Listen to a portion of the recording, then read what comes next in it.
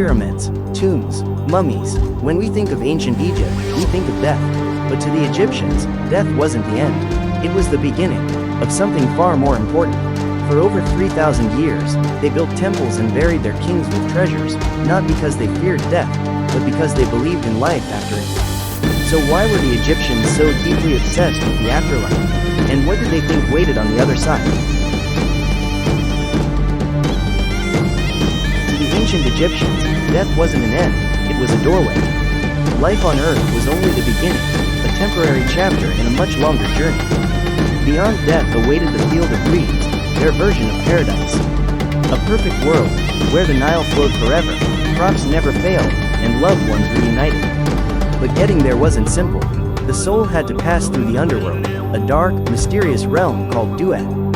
There were gates to cross, gods to face, and dangers to avoid.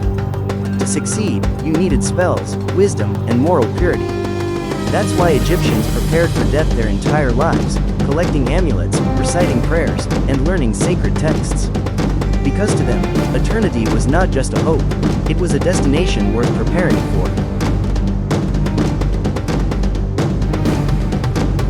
At the heart of Egyptian belief was a powerful idea.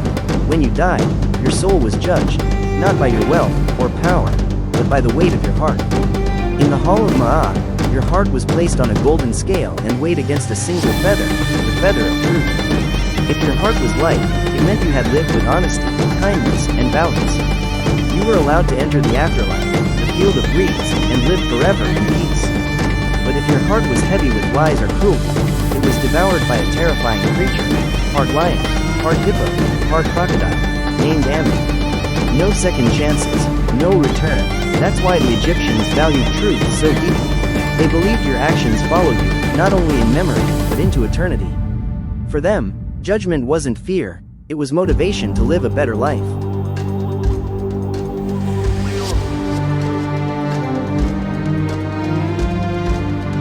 Egyptian tombs weren't just graves, they were carefully planned homes for the afterlife. Every item buried had a purpose. Gold, food, tools, beds, and even small statues were meant to serve the soul beyond death. Pharaohs were buried with full wardrobes, weapons, and even boats to sail through eternity. Tomb walls were painted with detailed scenes of hunting, farming, and family, showing what the soul hoped to enjoy forever. But the most important parts weren't material. They were words. Prayers and spells from the Book of the Dead were written on scrolls, sarcophagi, and temple walls. These texts were guides, instructions for navigating the underworld, avoiding danger, and reaching paradise. Every symbol, every line of text, was part of a grand spiritual map. For the Egyptians, the afterlife wasn't left to chance. It was designed, one spell, one object, one sacred word at a time. So why did the Egyptians invest so much in the afterlife? Because to them, death wasn't something to fear, it was something to understand. They believed the soul was eternal, and that how you lived on earth determined what came next.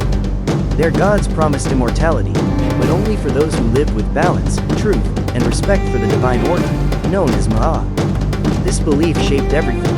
It influenced their laws, their education, their medicine, and even how they treated one another. It wasn't just about tombs and treasures, it was about living well to die well. To them, a good life wasn't measured in years or riches, but in purity of heart and readiness for eternity. The obsession with the afterlife wasn't fear, it was faith in something greater, something lasting. A belief that life's meaning went beyond the desert and into forever. Thousands of years later, the Egyptians are still speaking to us. Not through voices, but through stone, scrolls, and silence. Their pyramids still rise against the desert sky. Their tombs still glow with color and care. And their belief in the afterlife still fascinates the modern world. They remind us that death was not the end, it was a continuation. A new chapter. They lived with the long view in mind, preparing not just for years, but for eternity. And in doing so, they left behind a legacy that still breathes through history. Their obsession with the afterlife wasn't about death. It was about life, lived with purpose, guided by truth, and aimed at something more. And maybe, in remembering them, we remember something about ourselves.